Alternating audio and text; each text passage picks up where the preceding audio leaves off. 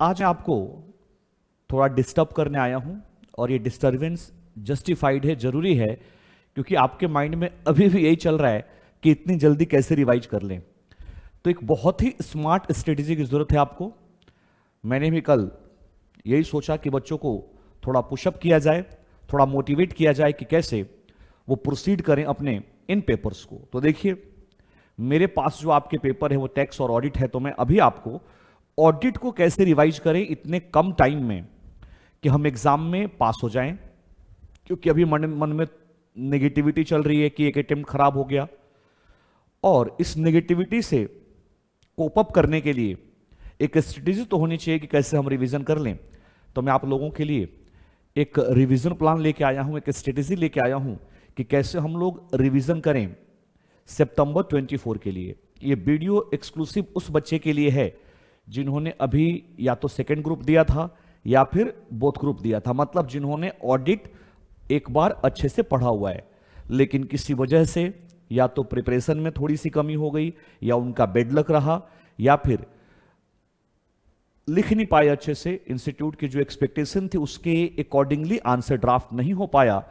तो आइए मैं बताता हूं। देखो बच्चों, आपके पास जो ऑडिट में चैप्टर्स हैं, आपके पास 2 वॉल्यूम्स इंस्टीट्यूट ने आपको दिया है। फर्स्ट वॉल्यूम में आप जैसा कि स्क्रीन पे देख रहे हो, आपके पास जो चैप्टर्स हैं ये आपके सामने चैप्टर्स हैं ऑडिट के। जिन लोगों ने हमारी क्लास ली है उनके पास तो ये बुक भी अवेलेबल होगी। ये देखिए, हमारे पास 6 चैप्टर्स हैं। देखो, अभी कॉन्फिडेंस को गेन करने के लिए ना हमें बड़े चैप्टर की तरफ नहीं जाना चाहिए, छोटे छोटे जो चैप्टर्स हैं उनको कवर करना चाहिए, जिससे कि माइंड में एक फीलिंग आए कि चलो यार, हमने 10 डेज में ये काम कर लिया। और अभी जो अपनी स्ट्रेटेजी बनानी है ना, वो डेली बेसिस की बनानी है, क्योंकि हमारे पास इतना टाइम नहीं है कि हम 15 दिन 20 दिन की स्ट्रेटेजी बनाएंगे। तो रोज हमें काम करना है। जैसे कि सपोज हम सितंबर 24 में बोथ ग्रुप देने जा रहे हैं, तो जैसे हमारी क्लासेस होती थी कि हम लोग MWF में फर्स्ट ग्रुप करते थे और TTS में सेकेंड ग्रुप करते थे, तो आप इस स्ट्रेटेजी को भी फॉलो कर सकते हो कि आपके सारे पेपर साथ साथ चलते रहें, कि मन में ये फीलिंग ना आ जाए कि कोई चीज छूट गई, कोई चीज रह गई। तो मेरा मानना यह है कि आप ऑडिट में देखो, कुछ चैप्टर जो आपके स्टैंडर्ड बेस हैं और कुछ चैप्टर नॉन स्टैंडर्ड बेस हैं। पहले तो हम उसकी कैटेगरी बना लेंगे, आपने ऑलरेडी बना रखा होगा। जैसे मान लीजिए चैप्टर फर्स्ट है nature, objective, scope of audit. कुछ स्टैंडर्ड यहां पे यूज किए गए हैं 200 सीरीज के, लेकिन क्योंकि ये आपका बेस है तो आप एक काम करें, सबसे पहले चैप्टर फर्स्ट को गो थ्रू कर लें। आपने जो भी नोट्स बना रखे हैं, या एक बार थॉरो पढ़ना चाहते हैं क्योंकि पिछली बार थॉरो नहीं पढ़ पाए थे, या जो पिछली बार की आपकी स्ट्रेटेजी थी वो फ्लॉप हो गई, उससे मार्क्स नहीं आ पाए, तो आप इसको एक बार पढ़ लें। कोशिश करें कि 1 से 2 दिन के अंदर ऑडिट का एक चैप्टर खत्म कर लें। जैसे मान लो आप 2 दिन, 11 चैप्टर है आपके पास, अगर 2 दिन में भी आप एक चैप्टर को रिवाइज करते हो तो हम आराम से इसको विद इन द टाइम खत्म कर लेंगे। अभी ये कोशिश नहीं करना कि हम 3 रिवीजन 4 रिवीजन में जाएंगे। एक बार हम कॉम्प्रिहेंसिव स्टडी कर लेंगे और एक बार एग्जाम से 10-15 दिन पहले जो फास्ट ट्रैक रिवीजन होता है वो उठा लेंगे। तो सबसे पहले आप फर्स्ट टॉपिक उठा लीजिए, nature, objective, scope of audit. आसान है, कुछ नहीं करना, आपको 3-4 चीजें अपने स्टडी टेबल पर रख लेना है। बार बार स्टडी टेबल से हटना नहीं है, उससे टाइम वेस्ट होता है, माइंड डाइवर्ट होता है। तो जब आप चैप्टर फर्स्ट पढ़ें तो आपके पास ICI का स्टडी मॉड्यूल होना चाहिए, आपके पास जिस भी रिस्पेक्टेड टीचर से आपने क्लास ली है वो बुकलेट आपके पास होना चाहिए, और अगर आपने कोई RTP, MPT, past year question का कोई कलेक्शन अलग से किया है तो आपके पास होना चाहिए। साथ में आपके पास एक कार्डबोर्ड और उसके अंदर कुछ A4 साइज के पेपर होने चाहिए। देखो, ऑडिट एक टेक्निकल पेपर है और हमारे मार्क्स क्यों नहीं आ पाते? देखो, ऐसा नहीं है कि हमारे नहीं आए तो किसी के भी नहीं आए। ऑडिट में 90 प्लस मार्क्स भी बच्चों के आए हैं इस बार। तो इसका मतलब कुछ हमारे पार्ट पे कमी रह गई होगी, हमारी ड्राफ्टिंग में कुछ कमी रह गई होगी, इसीलिए नंबर नहीं आए। तो सितंबर 24 में उन कमियों को दूर करना है। तो आप जब चैप्टर पढ़ो ना, तो आप देखो उसमें कितने टेक्निकल वर्ड्स यूज किए गए हैं। जैसे मान लीजिए आप चैप्टर फर्स्ट पढ़ रहे हैं, तो उसमें प्रोफेशनल स्केप्टिसिज्म वर्ड यूज है, प्रोफेशनल जजमेंट यूज है, इवैल्यूएशन वर्ड यूज है। उसके अंदर वाउचिंग यूज है मान लीजिए, उसके अंदर वेरिफिकेशन है, तो आप उस टर्म्स को ना उस A4 साइज पेपर पे नोट कर लीजिए। हर चैप्टर में जो भी चैप्टर आप पढ़ें ऑडिट का, आप जरूर कम से कम 5 या 7 ऐसे वर्ड उस चैप्टर से चुराएं स्टडी मॉड्यूल से, कि एग्जाम में उसे हमें कोट करना है, जिससे कि आपके आंसर का वेटेज बढ़ेगा, उसकी रेपुटेशन बढ़ेगी आंसर की। और जब आपके आंसर की रेपुटेशन बढ़ती है तो मार्क्स तो देगा ही एग्जामिनर, क्योंकि वो ना एक माइंडसेट लेके बैठा हुआ है, उसके मन में एक एक्सपेक्टेशन है, और जब आपका आंसर उसके एक्सपेक्टेशन से मैच करता है तो फिर नंबर मिलते हैं। कोई बच्चा गलत नहीं लिखता, आप सब प्रोफेशनल स्टूडेंट हो, आप सब लिख के आते हो, लेकिन हमें उसके एक्सपेक्टेशन से अपने आंसर को मैच करना है। और उनके पास जो ब्लूप्रिंट होता है आंसर शीट चेक करने का, वो आईसीआई मॉड्यूल से ही बेस होता है। तो हमें यही करना है कि जब हम किसी चैप्टर को पढ़ें तो हमारे पास एक नोटपैड हो, और उसके अंदर हम क्या करें, जो जो इंपॉर्टेंट टर्म्स है, बहुत ज्यादा भी नहीं लिख लेना कि बाद में आप पजल हो जाएंगे कैसे इतना पढ़ेंगे। हर चैप्टर से कोशिश करें 8 से 10 मैक्सिमम टर्म्स उठाएं, और उस टर्म्स को बार बार डेली बेसिस पे, जो आपका आइडल टाइम है उसमें देखते रहें, उसको विजुलाइज करते रहें, सोचते रहें कि इसको हमें एग्जाम में यूज करना है। तो मेरे हिसाब से फर्स्ट चैप्टर आप उठा लीजिए, और 2 दिन देना है हमें, बहुत टाइम नहीं लगाना है, 2 दिन रीड कर जाना है। ओवर थिंकिंग नहीं करनी है कि पेपर में आएगा तो मुझे याद आएगा कि नहीं। आपने नोटिस किया होगा कि जब आप पेपर देने गए और कोई क्वेश्चन आया था और आपने उसको अगर स्टडी किया है तो आपके दिमाग में वो रिकॉल हो जाता था। तो ओवर थिंकिंग की जरूरत नहीं है, थ्योरी पढ़ते चाहिए, जितना आपका आई स्कैन होगा, जितना आप पढ़ोगे, जितना विजुलाइज कर लोगे, वो आपको याद रहेगा। तो सबसे पहले आप उठा लीजिए nature, objective, scope of audit, और जितना इंस्टीट्यूट के मॉड्यूल को बेस बनाइए, और देखिए कितने हेडिंग्स फर्स्ट चैप्टर में कवर किए गए हैं, और वो हेडिंग अगर मेरे एग्जाम में आ गया, वहां से कोई क्वेश्चन आ गया, तो मैं लिखने के लिए कैपेबल हूं कि नहीं। जैसे ही वो सारे टॉपिक्स खत्म हो जाएं, मतलब सारे वो सब टॉपिक्स आपके खत्म हो जाएं, उसके बाद इंस्टीट्यूट के चैप्टर के बैक साइड में केस स्टडी दिए हुए हैं। केस स्टडी मतलब केस सिनारियो बेस्ड क्वेश्चन दिए हैं। आपने देखा होगा एमसीक्यू में out of 32 question case scenario के हैं 20 मार्क्स के, और बाकी 10 मार्क्स में जनरल एमसीक्यू है। हमारी स्ट्रेटेजी यही होनी चाहिए कि आउट ऑफ 30 हम 25 तो वहीं गेन कर लें, और ये आसान है अगर थोड़ा मेहनत करें तो। अब आप ये कहोगे सर हाँ, आप लोगों के तो कहना बड़ा आसान है, क्या आसान है? बेटा देखो, सबने एग्जाम दिया है, हम लोगों ने भी अपने टाइम पे एग्जाम दिया है, और कंसीडरिंग द सिचुएशन आप जो फेस कर रहे हैं हम लोगों ने भी फेस किया था उस टाइम। तो अब बड़े चीज में हाथ डाला है, बड़े काम में हाथ डाला है, तो उसके पीछे का एफर्ट भी तो बड़ा ही होना चाहिए ना। तो हमें कोशिश यही करनी है, अपने आप से कमिटमेंट करना है, हमारी अपनी लड़ाई है, अपने करियर के लिए हम पढ़ रहे हैं कि हमें कम से कम मिनिमम 25 मार्क्स एमसीक्यू में चाहिए, नहीं तो फिर एमसीक्यू आने का फायदा क्या हुआ। और वो तभी हो पाएगा जब हम कम से कम मार्क कर लीजिए मेरी इस लाइन को कि 50 केस सिनारियो बेस का प्रैक्टिस करके आप जाओगे, और वो उसमें मैं भी आपकी हेल्प करूंगा। बहुत जल्दी मैं आप लोगों के लिए एमसीक्यू और केस सिनारियो का रिवीजन लेके आने वाला हूं, जिसमें मैं आपकी हेल्प करूंगा। लेकिन आप अपनी तैयारी शुरू कर दीजिए। इंस्टीट्यूट के चैप्टर के जस्ट पीछे जो आपको एमसीक्यू और केस सिनारियो क्वेश्चन दिए, उनको पढ़िए, समझिए, बड़ा आसान होता है ये। यकीन मानिए, अगर आपने चैप्टर की इन डेप्थ नॉलेज गेन की है तो ये बहुत आसान होता है। हाँ, 1-2 गलतियां आपसे हो सकती हैं, क्योंकि आंसर कई बार ना सिमिलर टाइप के लगते हैं और वहां मिस्टेक कर देते हैं। लेकिन अगर हम थोड़ा शिद्दत से पढ़ें, ईमानदारी से पढ़ें, फोकस होकर पढ़ें, तो हम आराम से आउट ऑफ 25 मार्क्स लेके आ सकते हैं। तो हमें कोशिश करनी है कि 50 केस बेस्ड क्वेश्चन और 500 एमसीक्यू कम से कम प्रैक्टिस करके जाना है।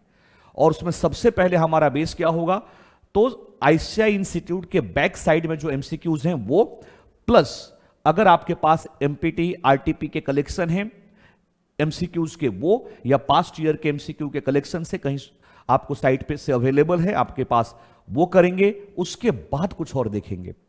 ठीक बात है। तो सबसे पहले उठा लीजिए आप चैप्टर फर्स्ट, क्योंकि जनरल चैप्टर है, एक बार ये रिवाइज हो जाता है तो आगे के चैप्टर में इसकी जरूरत हमें पड़ती है, इसका हेल्प हमें वहां पे लेना होता है। तो सबसे पहले हम लोग इस फर्स्ट चैप्टर को कवर कर लेंगे। उसके बाद फर्स्ट चैप्टर के बाद हम लोग बात करेंगे सेकेंड चैप्टर, साथ में कवर कर लीजिए, क्योंकि इसमें कुछ भी नहीं है, बहुत सिंपल टॉपिक है और एग्जाम में क्वेश्चंस आते हैं। आपने देखा होगा स्ट्रेट फॉरवर्ड क्वेश्चंस नहीं आते, लेकिन आज भी कुछ चैप्टर ऐसे हैं जहां से स्ट्रेट फॉरवर्ड क्वेश्चन बन जाता है, या क्वेश्चन चाहे थोड़ा डिस्क्रिप्टिव या सिचुएशनल बेस्ड क्यों ना हो, आंसर उसका स्टेप वाइज ही होता है, और उसमें चैप्टर है हमारा चैप्टर नंबर 2। तो सबसे पहले चैप्टर नंबर 1 उठा लें, इसको कवर करें 2 दिन में। उसके बाद चैप्टर 2 उठा लें, audit strategy, audit planning and audit program. और फिर काम वही करना, आपको स्टेप आपका वही होगा कि सबसे पहले आप एक बार गो थ्रू कर लें और देखें कि आईसीआई के मॉड्यूल के अंदर कितने सब टॉपिक दिए हुए हैं, और उनको रीड करें। भाई ऑडिट प्लानिंग क्या होता है, इसके एडवांटेजेस क्या होते हैं, कौन कौन से फैक्टर आपको माइंड में कीप करना है जब आप किसी ऑडिट प्लानिंग को ड्राफ्ट करते हैं। ऑडिट प्लानिंग और ऑडिट स्ट्रेटेजी में क्या रिलेशनशिप है, ऑडिट प्रोग्राम क्या होता है, उसके कंटेंट क्या होते हैं, उसके एडवांटेज डिसएडवांटेज, जितने टॉपिक बन सकते हैं उनको रीड करें।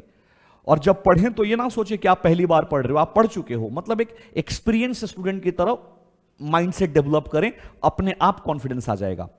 और अगेन इस चैप्टर के पीछे जो एमसीक्यूज दिए हुए हैं, केस बेस्ड स्टडी दिए हैं, उठा लो। तो पहले चैप्टर नंबर 1 उठा लीजिए, उसके बाद चैप्टर 2 उठा लीजिए, उसके बाद चैप्टर 3 को स्किप कर दीजिए, कोई दिक्कत नहीं।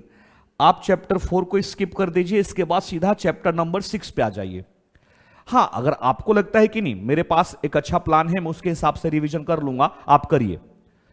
आपकी जो स्ट्रेटेजी होगी, आपकी जो प्लानिंग होगी वो द बेस्ट है। लेकिन मैं उन बच्चों के लिए ये बातें बता रहा हूं जिनका कॉन्फिडेंस बहुत लूज हो गया है, समझ में नहीं आ रहा, किताब उठा तो रहे हैं लेकिन कैसे प्रोसीड करें ये समझ में नहीं आ रहा है, मैं उनके लिए बता रहा हूं। तो चैप्टर नंबर 2 के बाद सीधा आ जाइए चैप्टर नंबर 6 के ऊपर। कोई फ्लो बनाने की जरूरत नहीं, क्योंकि आपने सब कुछ पढ़ा हुआ है। फ्लो तब बनाना होता है जो फर्स्ट टाइमर बच्चे होते हैं। जब मैं जनवरी 25 की स्ट्रेटेजी डिस्कस करूंगा कुछ दिनों के बाद, तो मैं बताऊंगा उनको फ्लो कैसे पढ़ना है। लेकिन आपके पास इतना कम टाइम है कि अगर हम फ्लो में जाएंगे तो आपकी जो एनर्जी है, आपका जो कॉन्फिडेंस है, वो थोड़ा लूज होने लगेगा, क्योंकि चैप्टर बड़े बड़े हैं और उसमें टाइम लगेगा ज्यादा।